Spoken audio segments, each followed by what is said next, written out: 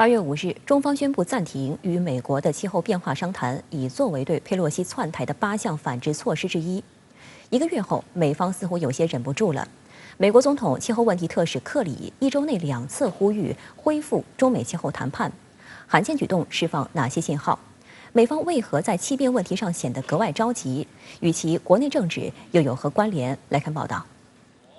美国总统气候问题特使克里日前访问东南亚，他周一在越南河内接受了美国彭博社的专访。一开始，他就大力赞扬中美间气候合作的努力。Xi Jinping, the Chinese counterpart to my job, and I have known each other for 20 plus years, 25 years. And we had worked together in a number of meetings leading up to the suspension in which we laid out a mutual agenda that we both agreed on that we needed to work on. So I think we both know what we need to be doing. 紧接着，克里谈到，作为全球最大的2个碳排放国，中美必须重启谈判，因为这将影响全球其他国家的反应。So I'm hopeful, I remain hopeful that they did say they would suspend. That means that it could open at any given time. The world needs a positive message. The world needs to see these two powerful countries actually working together. You talked about how you've been engaging with your Chinese counterpart. Are you engaging with him right now in any way? No, we're not. We're not engaged right now because of the suspension. But I have personally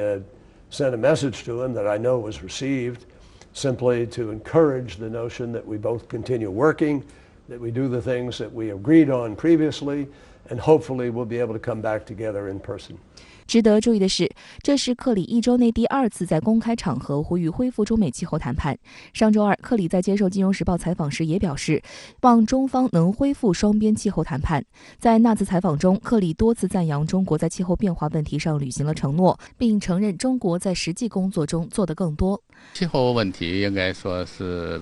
美国政府的一个长期的战略性的问题，特别是民主党政府，他的非常重视气候变化的政策和应对，同时呢，在当前的国际形势下的话呢，包括美国国内的形势下呢，也是一个非常重要的一个议题，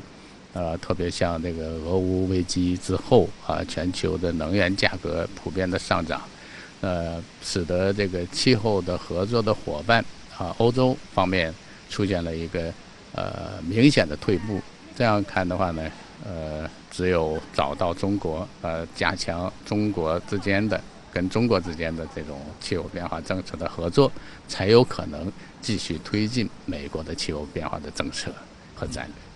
实际上，对于中美气候变化商谈暂停的原因，美方心知肚明。作为对美国会议长佩洛西窜访台湾的反制，8月5号，中方宣布8项反制措施，其中包括暂停中美气候变化商谈。8月中旬，中国气候变化事务特使谢振华表示，美方应当对中美气候合作的现状负全部责任。其后，克里曾对媒体放话称，中国给中美气变商谈按下暂停键，是在惩罚全世界。中国外交部回应称，中方反制佩洛西窜台是有言在先，说到做到，美方不应感到意外。美方不要混淆是非，转移视线。美国不代表全世界，中方将一如既往地积极参与应对气候变化国际和多边合作，继续坚定不移推进碳达峰、碳中和目标。气变合作是近年来中美合作最出色的领域之一，成果颇丰。但中方也多次强调，中美气候变化问题合作不能脱离两国关系小气候。去年9月初，国务委员兼外长王毅在视频会见来华访问的克里时就强调，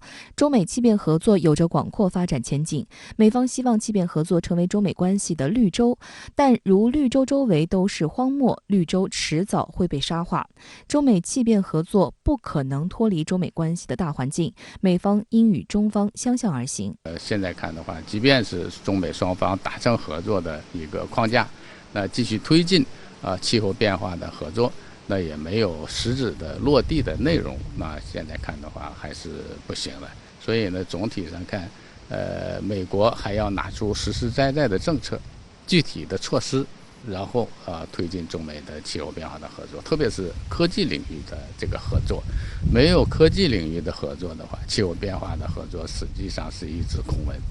一周内2次呼吁中方恢复气变商谈，美方为何那么着急呢？首先，联合国气候变化大会第27次缔约方会议将于11月在埃及召开，中美均为巴黎协定的主要推动方，美方迫切需要与中方对表。第二，历史上中美就在气变问题上多次合作，拥有广泛的利益，因此克里也对媒体表示，在气变问题上有可能率先打破中美合作僵局。第三，气变问题不仅关乎气候，其本质上是产业合作，尤其是供应链合作的问题。因此，在中方宣布暂停与美方气变商谈时，有美国舆论就惊呼中国击中了美国的痛处，因为美国离不开优质价廉的中国生产的绿色能源产品，包括光伏产品。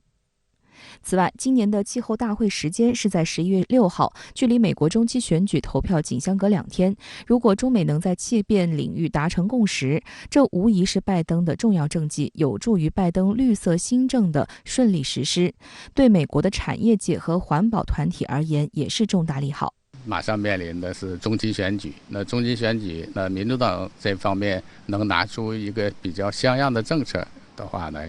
现在看是一个气候变化的政策，是一个非常主要的政策。那这个政策才能对得起所谓的共和党的政策，否则的话呢，很难抗衡共和党的政策。这样看的话呢，从国内政治的一个角度上看，也是一个非常重要的一个动因。深圳卫视注意到，克里在河内的采访中还提到俄乌冲突对全球能源市场的影响。他批评俄罗斯将能源出口当成武器。目前，美国正面临高油价推升的创纪录高通胀，这对拜登和民主党迎战美国中期选举构成极大压力，还导致美国经济连续2个季度萎缩，进入技术性衰退阶段。而此前，为了打赢与俄罗斯的能源战，拜登不惜屈尊到沙特与他最不乐见的沙特王储会面。然而，即便如此，沙特主导的欧佩克也拒绝增产石油，以平抑国际石油价格。近日，7国集团还达成一致，声称要对俄罗斯石油大宗商品进行限价。美国和欧盟甚至还放出风声，声称要中印等国加入对俄罗斯石油限价。实际上，中国外交部已经多次强调，中俄一贯在相互尊重、平等互利的基础上开展正常的经贸合作。美西方对俄单边制裁无助于解决问题，反而对现有的经济体制和规则造成破坏。相关话题来连线特约评论员管瑶。管先生您好，美国气候问题特使克里昨天在访越期间接受媒体访问，再度呼吁中方同美国恢复气候谈判，称全世界需要看到这2个超级大国间的合作。那么您对此有何评论呢？好的，主持人。那么呼吁并且推动中美这2个大国在气候变化问题上合作，那么这是克里的一贯的立场，是他作为美国总统气候问题特使的使命所在，也是职责所在。事实上呢，克里本人也是迄今拜登执政的核心团队中仅有的一位曾经在任内访华的高官。那么中美关系的紧张程度与压力现状可见一斑。此前呢，《华盛顿邮报》就曾经特别爆料，声称拜登执政团队在对华政策上曾经爆发激烈的争论，以总统国安事务助理沙利文为代表的阵营呢，被形容为对华强硬派，而克里则被描述为站在沙利文对立面的温和派。美报就声称，克里认为美中关系全面紧绷将会严重影响2国在气候变化问题上的合作。国务委员兼外长王毅呢，此前在和克里视频对话时说的再明白不过，美方希望将气候问题变成中美合作的绿洲，但是如果在其他领域的关系都是沙漠，那么气候这片绿洲啊，最终也会被沙化。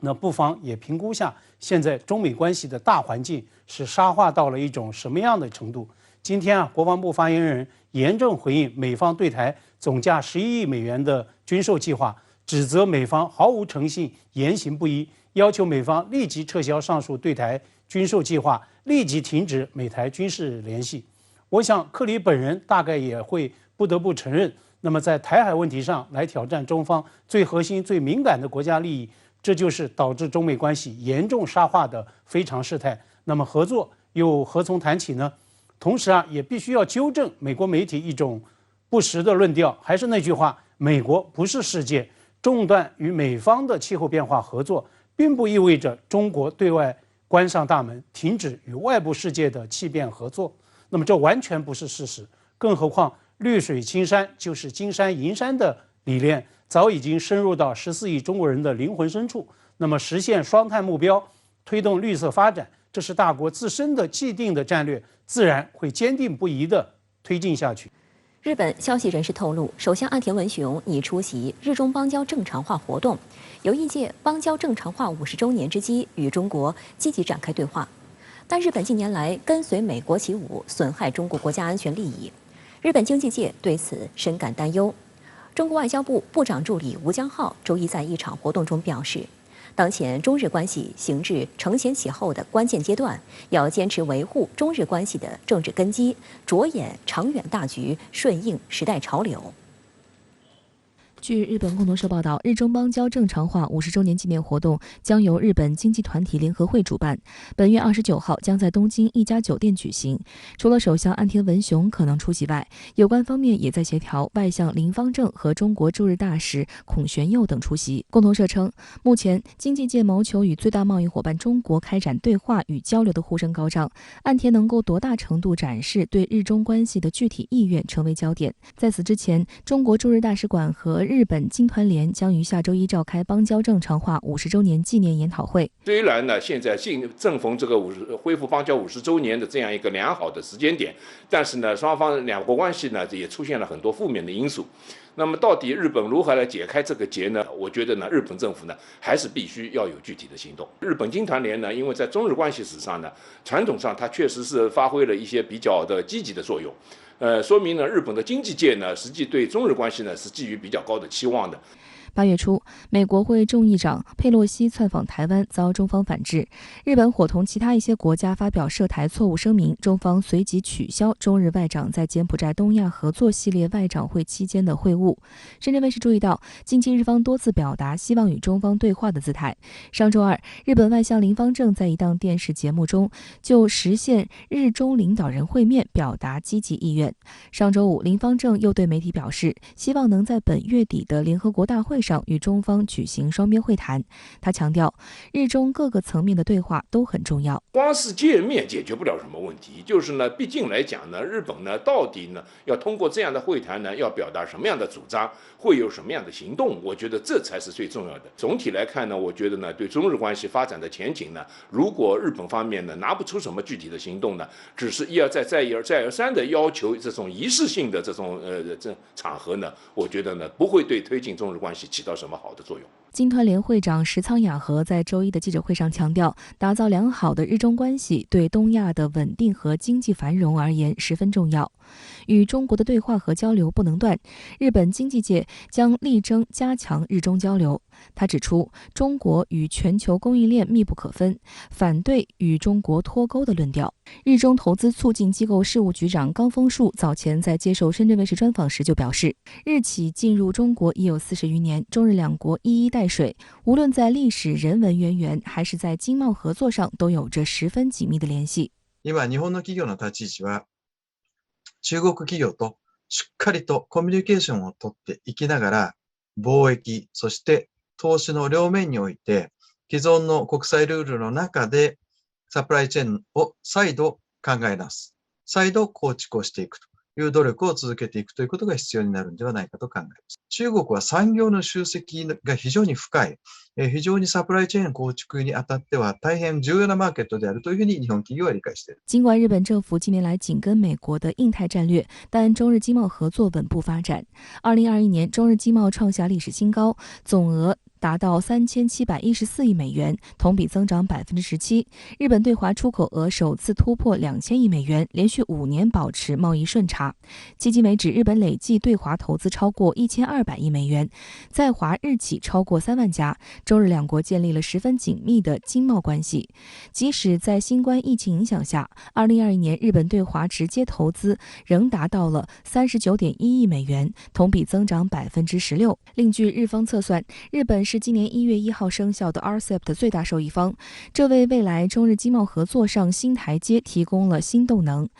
根据 RCEP 条款，相当于中日正式建立了自由贸易关系。事实上 ，RCEP 生效后，中国进口的首批货物就来自日本。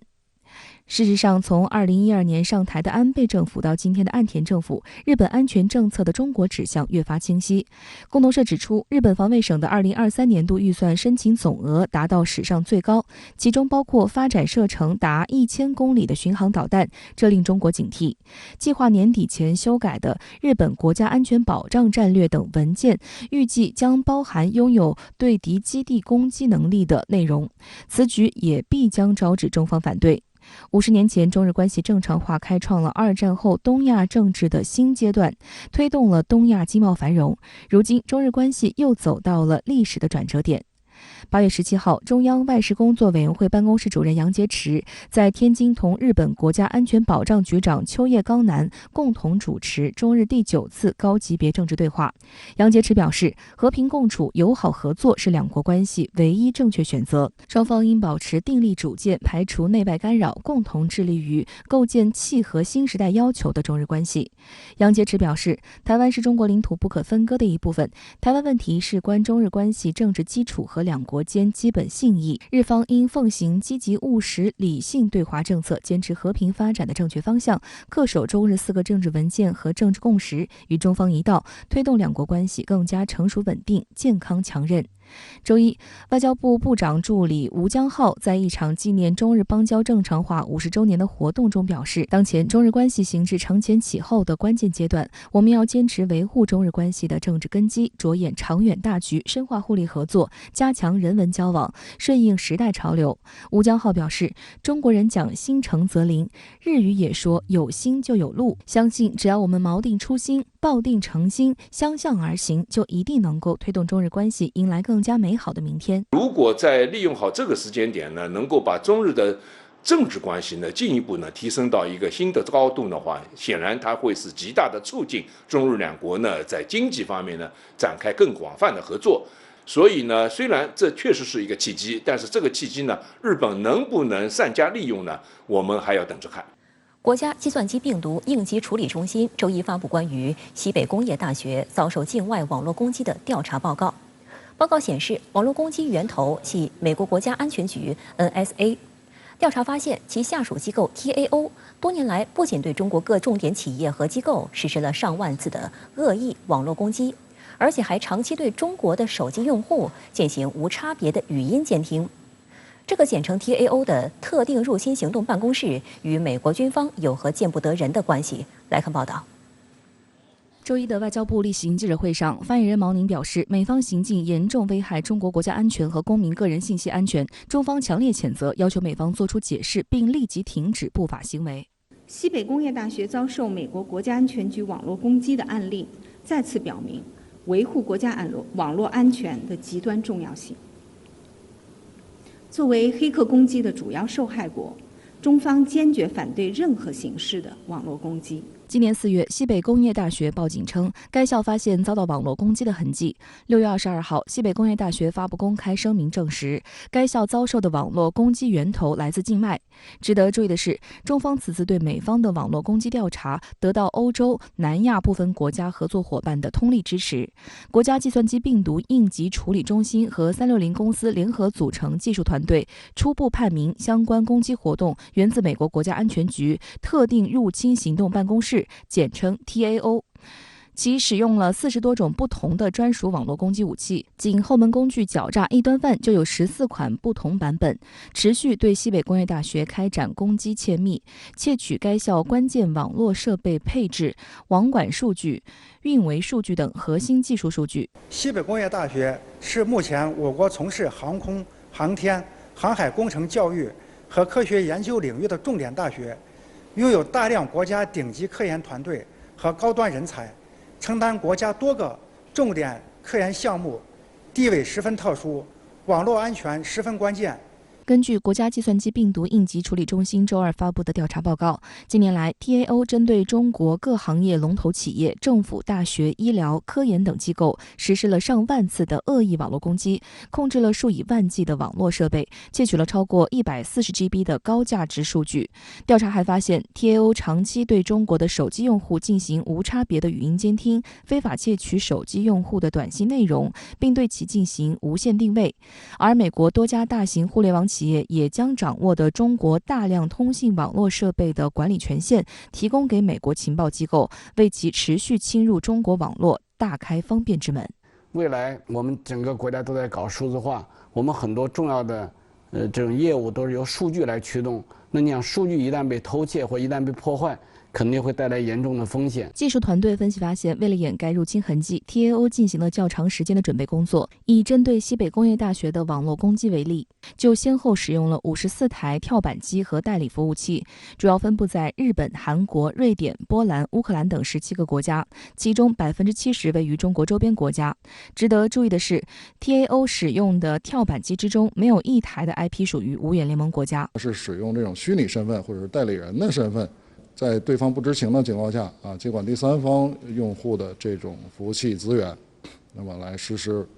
网络攻击，那么实现这种借刀杀人的效果。尽管 TAO 采取了多种掩人耳目的技术手段，但一一被中国的技术团队识破。证据证实，有13人在美国境内参与对西北工业大学的网络攻击，还有为构建网络攻击环境而与美国电信运营商签订的合同60余份，电子文件170余份。据悉，此次网络攻击行动的负责人是罗伯特·乔伊斯，此人于1967年出生，1989年进入美国国家安全局工作，曾担任过 TAO 副主任、主任，现担任美国国家安全局网络安全主管。实际上，对西北工业大学遭受 TAO 的网络攻击所进行的调查，只是揭开了美国政府针对中国境内目标进行黑客攻击的冰山一角。可以看出，美国此次网络攻击活动是蓄谋已久、有备而来，而且是经过长期策划的。可以看出，美国对我国的国防安全、国家安全、社会安全、公民信息安全都造成了非常重大的危害。而且这是一个长期化的过程，并不是一个单一的活动。观察指出，这次案件的侦破具有里程碑意义，打破了一直以来美国在网络攻击领域的单向透明优势，也首次向世界完整地展示了美国政府实施网络攻击的全过程，为世界各国抵御美方的网络攻击行为提供了有力借鉴。本次调查结果把美方参与的13名国内的人员，把他参与掩护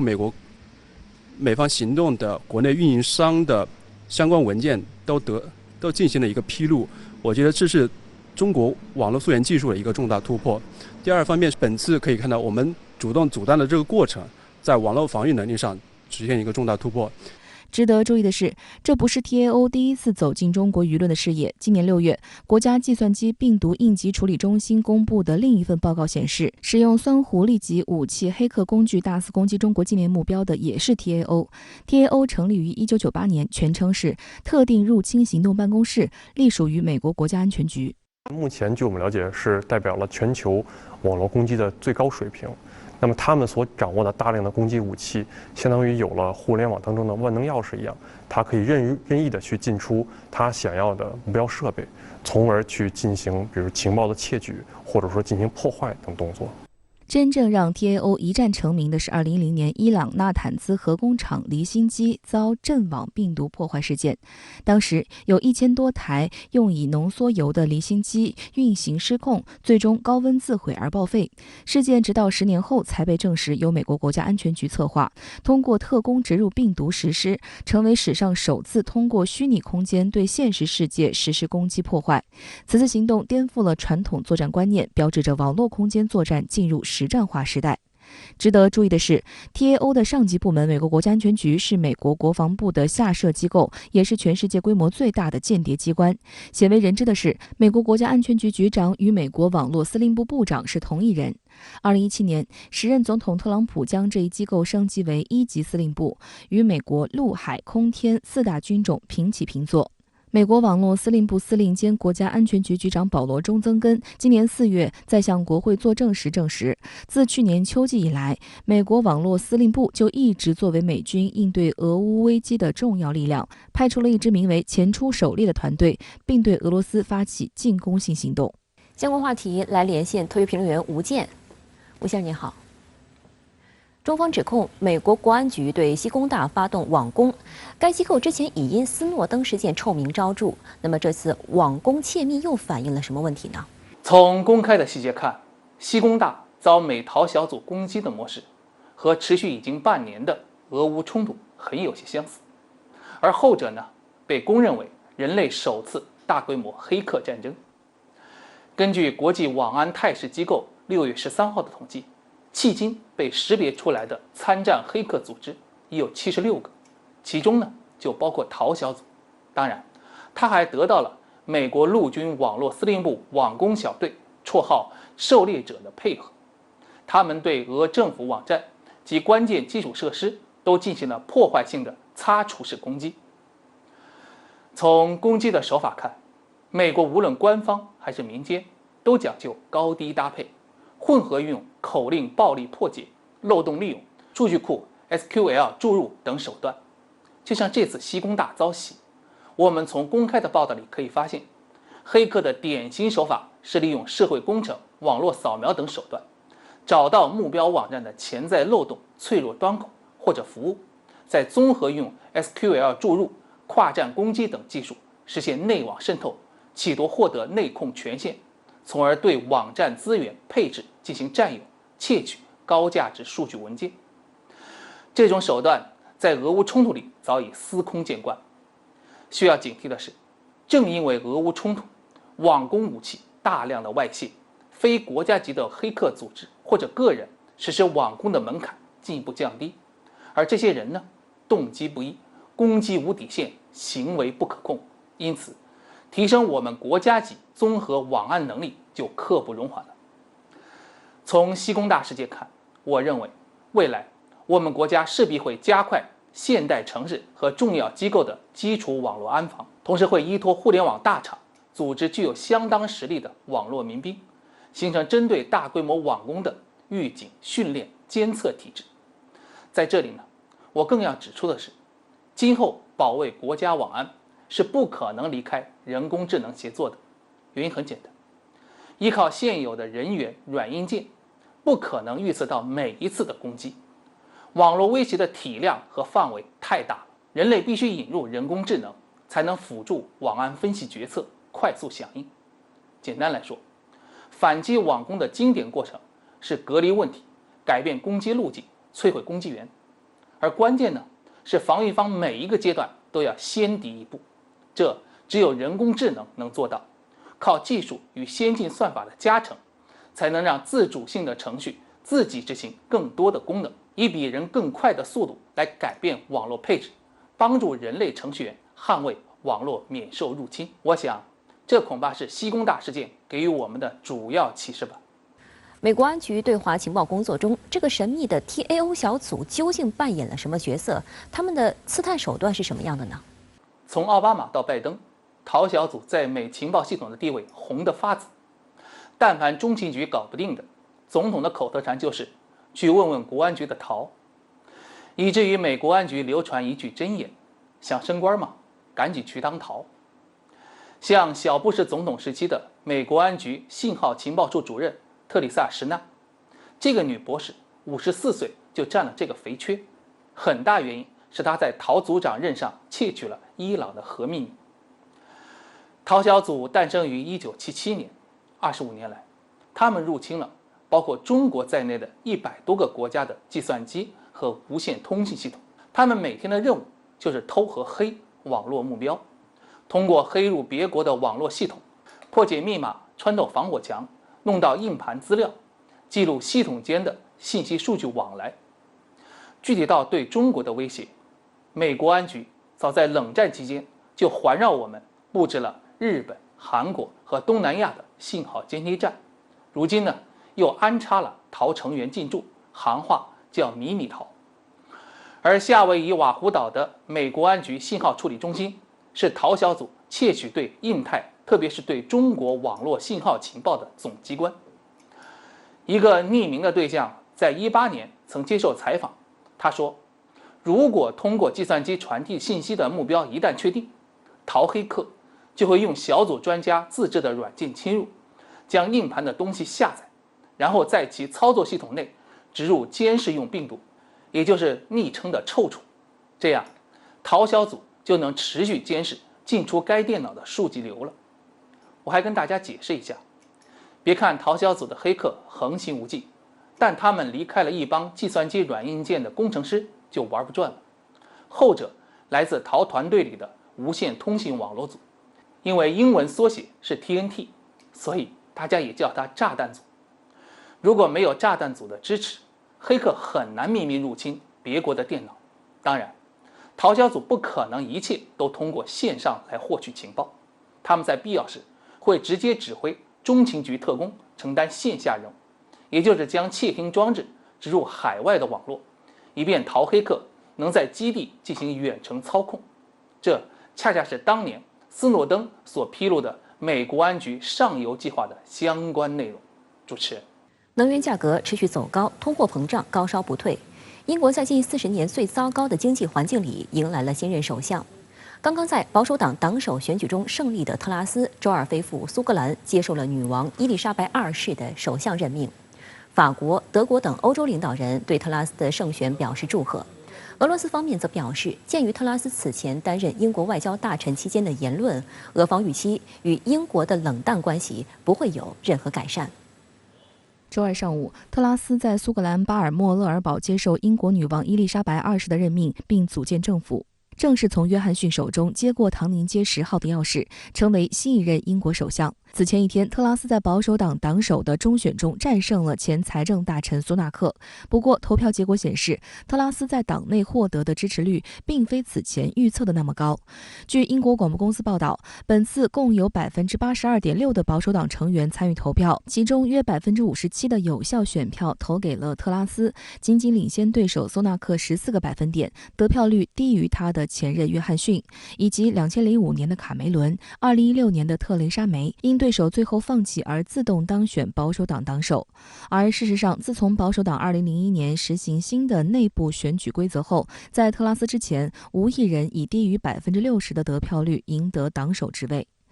特拉斯获胜后发表了5分钟的简短演说，感谢保守党组织了历史上最长的工作面试之一，并信心满满地表示他将带领保守党赢得2024年的选举。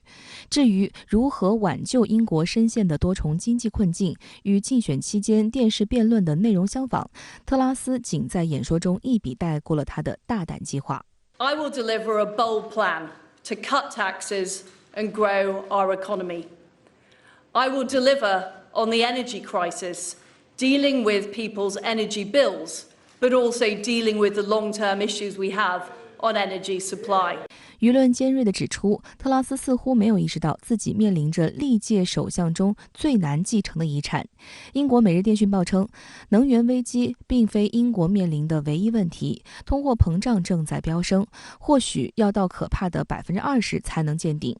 与此同时，特拉斯还面临着37年来最低的英镑汇率，经济衰退正在逼近，预计衰退将持续1年以上。雪上加霜的是，英国国家医疗服务体系和学校正在努力应对新冠肺炎大流行的遗留问题。在这种背景下，公共部门可能会发生更多罢工，警方正为可能发生的内乱在做准备。Conservative values are low tax, grow business. She said she campaigned on, and this is the way she's going to run the country on those same conservative values. Yeah, I was struck actually. 对于从政时间不长、无力应对英国多重经济问题的特拉斯来说，最好的办法就是组建一个兼具经验和包容性的内阁。然而，外界注意到，目前已经披露的内阁成员大部分与他一样资浅且激进。英国《卫报》周一的报道称，特拉斯预计将任命詹姆斯·克莱弗利为外交大臣，休拉·布雷弗曼为内政大臣，夸西·夸腾为财政大臣。卫报称，这意味着有史以来第一次没有白人男性担任英国的4大要职。特拉斯的对手苏纳克则明确表示，他不会进入特拉斯的内阁，打破了过往多数在中选中败北的竞选者获得内阁职位的惯例。英国舆论对特拉斯的内阁初步名单感到不满，因为这些人的共同点只有一个，他们都是特拉斯的党内亲信，只会赞同他提出的各种不靠谱政策，而不是提供建设性建议。其中，即将担任财政大臣的夸腾，去年1月才首次进入内阁担任商务大臣，但从2010年一起进入下议院以来，夸腾一直都是特拉斯的亲密盟友。而此前在外交部与特拉斯共事的克莱弗利则对其外交表现赞不绝口。She's been fantastic at the Foreign Office. She's a really experienced minister. She ran a really, really good campaign, and that's a cracking result. 英国民意机构 YouGov 周一发布的调查结果显示，半数受访者对特拉斯将成为下一任英国首相感到失望。67%的受访者对特拉斯未来领导的政府解决生活成本危机信心不足。苏格兰地方政府首席部长斯特金周一公开表示，特拉斯成为新首相只是仅占英国总人口0.3%的17万保守党人的选择，而不是苏格兰人的选择。Had people in Scotland been given the opportunity over the last few weeks, they would not have voted for Liz Truss. And there is the democratic deficit laid bare again. You know, it is long past the time that we should stop having to put up with Tory Prime Ministers and Tory governments that Scotland doesn't vote for,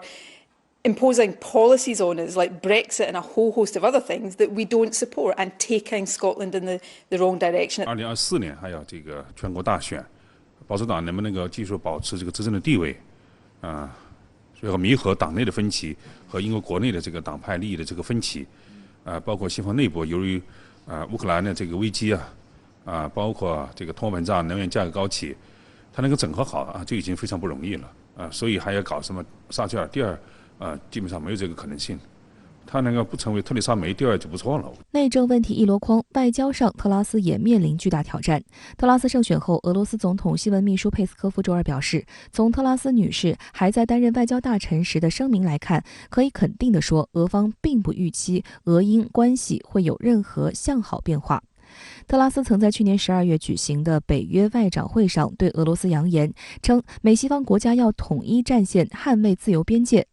俄乌冲突前夕，特拉斯与俄外长拉夫罗夫举行双边会谈，却由于缺乏常识而被拉夫罗夫嘲讽谈话是对牛弹琴。俄乌冲突爆发后，特拉斯更是不遗余力奔走在反俄第一线，多次声称要叫普京出来谈谈，并表示要挫挫拉夫罗夫的锐气，甚至在党首竞选期间叫嚣，必要时会按下核按钮，尽管这意味着全球毁灭。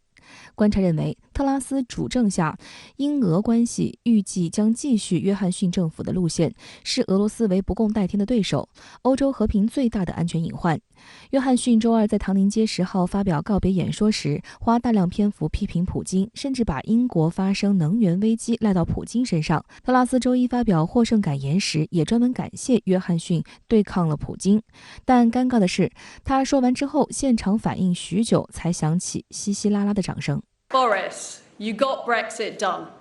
You crushed Jeremy Corbyn. You rolled out the vaccine, and you stood up to Vladimir Putin. You were admired from Kiev to Carlisle.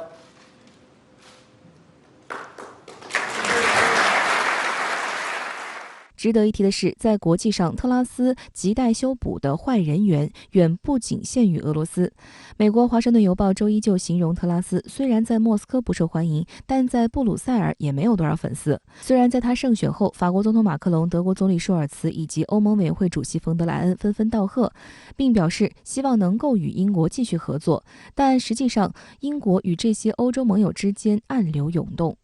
以法国为例，特拉斯在党首竞选期间曾因回答马克龙是朋友还是敌人问题引发争议。特拉斯当时没有正面回答，而是说没有定论。Le peuple britannique, la nation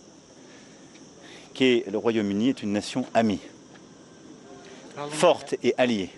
quels que soient ses dirigeants, et parfois malgré et au-delà de ses dirigeants, ou des petites erreurs qu'ils peuvent faire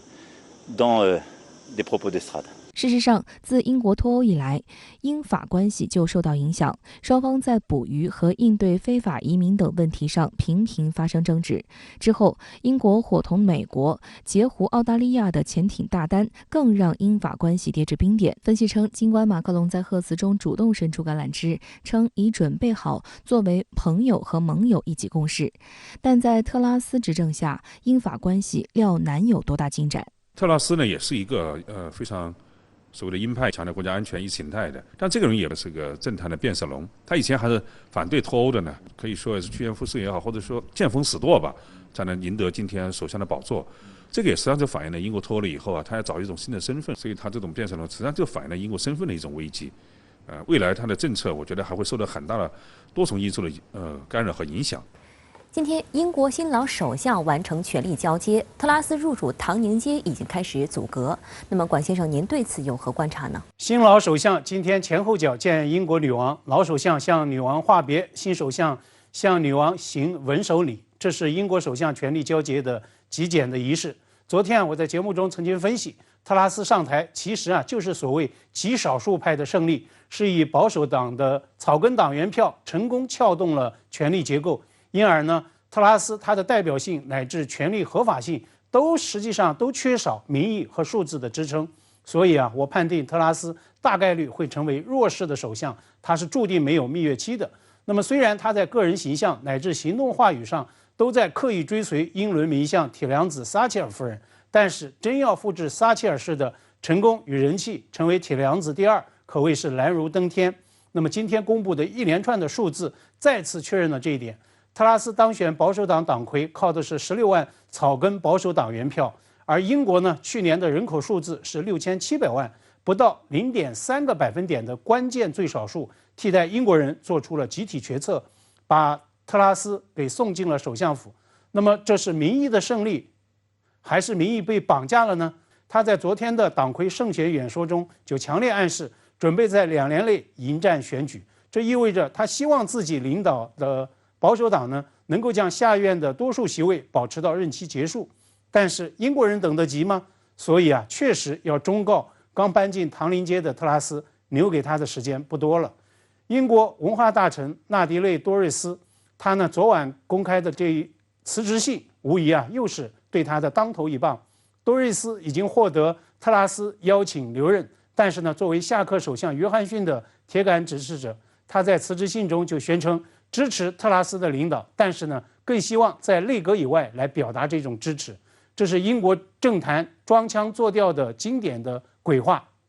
纽约时报》今天就分析，保守党一方面渴望全新的起点，一方面呢又在后悔驱逐特拉斯作风浮夸的前任约翰逊，也再次见证了这样一种心态。特拉斯他的阻隔之路注定是颠簸异常的，而人走茶未凉的下课首相约翰逊，也是他不得不要时时提防卷土重来的党内的隐患。好的，谢谢管先生在线与我们分享您的观点。有史以来最热的夏天还没有完全过去，欧洲人却开始提前感受到前所未有的寒意。上周五，7国集团和欧盟声称要对俄罗斯的石油、天然气等能源产品设定价格上限，但俄方以设备故障停止北溪一天然气管道对欧供气作为反击，天然气价格再次应声上涨。欧洲斗气引爆能源危机，会否再次引爆社会危机？来看分析。日前，俄罗斯天然气工业股份公司宣布，北溪一天然气管道对欧洲的供气将完全停止。北溪一天然气管道是俄罗斯对欧洲输气的大动脉，去年占欧洲进口俄天然气总量的35%左右。自6月起，俄罗斯开始减少北溪一管道输气量，理由是西方制裁致使俄方无法开展例行检修，无法完成送返零部件的注册和组装。目前，欧洲的能源价格一直不断飙升，仅在8月，欧洲天然气期货价格就上涨了近40%。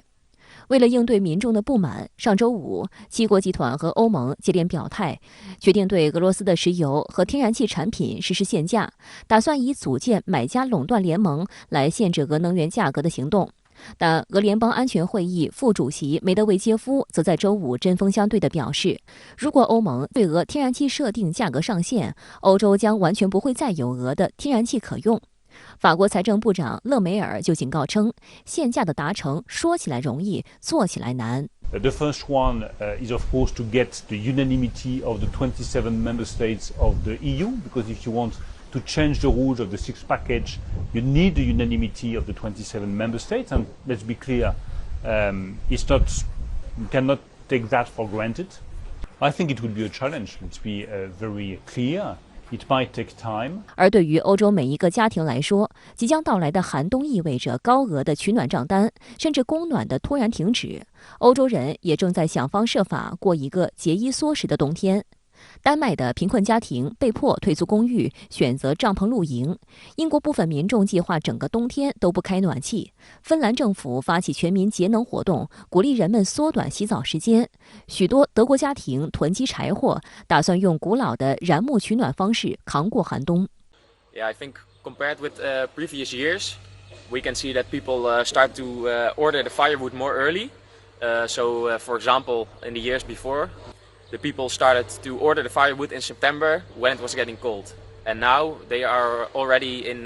June, July, They're buying the firewood because they expect it to be sold out. 一些民众不仅囤好了柴火，还早在夏天就做好了几个月后供暖暂停的打算。If there's a serious shortage and supply stop, we are ready. We've bought a camping stove and, of course, a gas canister. 在超市中，电暖器和保温隔热材料异常受欢迎。We are insulating the house, putting insulating materials behind the radiators, insulating the windows too. 周一12时52分，四川省甘孜州泸定县发生6.8级地震，造成重大人员伤亡。据四川省政府最新召开的新闻发布会，截至周二下午4点，已有66人遇难，15人失联，253人受伤。地震发生后，中共中央总书记、国家主席、中央军委主席习近平高度重视并作出重要指示，要把抢救生命作为首要任务，全力救援受灾群众，最大限度减少人员伤亡。地震发生后，国家地震应急响应级别提升至2级，国家救灾响应级别提升至3级。周二下午13时，通往震中摩西镇的道路已具备通车条件。其实为了改善他们的条件，今天有大量的这种折叠床。包括一些被褥，也在今天通过随着道路的抢通，源源不断的送到这里。周二早8点，西部战区前方指挥组抵达震中泸定县摩西镇后，迅速组织指挥所开设，有力有序组织展开救援行动。截至目前，战区辖区已出动官兵、武警和民兵1900余人投入抗震救灾。现在我的位置是在泸定县摩西镇海螺沟景区停车场。现在我们的先遣组95名官兵已经分了6个小组，携带破拆工具、液压扩张器、生命探测仪等专业救援装备，分别赶坡墨子沟村、青冈坪村、共和村、鄱阳坪村、杉树村、海螺沟景区等受灾最为严重的区域，立即展开了救援行动。下一步，我们将继续对周边受灾严重的村庄进行全面排查搜索被困的群众。震中摩西镇周边的多个村子发生山体垮塌，造成村民被困。由于通往外界的唯一道路被落石阻断，官兵们只能通过2根凌空的供水管道进入村子，并搭建了一座简易的木桥，利用抬、背、搀扶等方式转运伤员。截至下午5点多，通过空中和水路2条通道，已经转移被困群众332人。蹲下去，把担架往上送。对，就这样，往上送。推担架，推担架！官兵们抓住黄金救援72小时的时间，对垮塌建筑物周边进行地毯式搜索。小心点头上啊！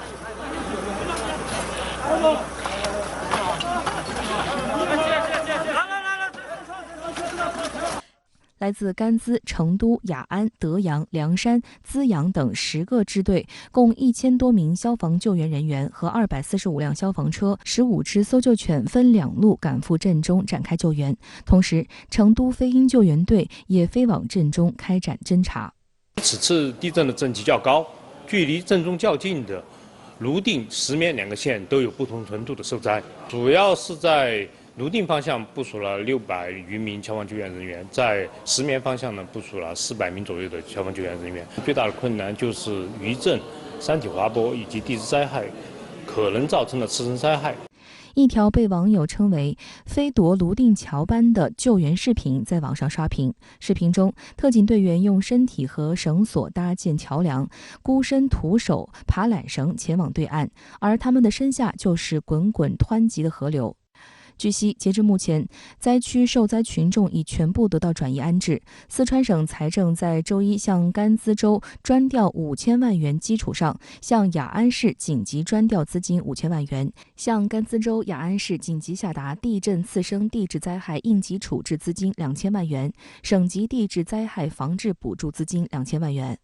应急厅调拨省级救援物资83580件，红十字会调拨救灾物资5620件，支持灾区救助安置工作。此次救援任务中，翼龙 2H 应急救灾型无人机也助力搭建空中应急通信网络，实时将现场灾情画面回传，辅助指挥中心调度，为救援团队集结及施救提供强有力保障。翼龙 2H 应急救灾型无人机系统是航空工业为应急管理部打造的应急通信国家力量，可定向恢复50平方公里的移动公网通信，建立覆盖15000平方公里的音视频通信网络。针对灾区3段情况，通过融合空中组网、高点中继等技术，实现图像、语音、数据上下贯通、横向互联。此外，它还集成了光电吊舱、合成孔径雷达等侦察载荷，可作为空中基站，为现场指挥调度、视频会商提供强力保障。泸定地震也牵动着深圳人的心。深圳的慈善机构爱心企业第一时间向地震灾区调运饮用水、帐篷、折叠床、睡袋等救援物资，昨晚到达泸定县。现在的这种急迫的一些需求是有这个帐篷然后还有方便食品是比较急缺一些。周二，深圳机场发布公告，提出即日起为前往成都双流、天府以及绵阳、西昌、宜宾等地共5个机场的航线航班开辟客货专用绿色通道，并减免相关收费。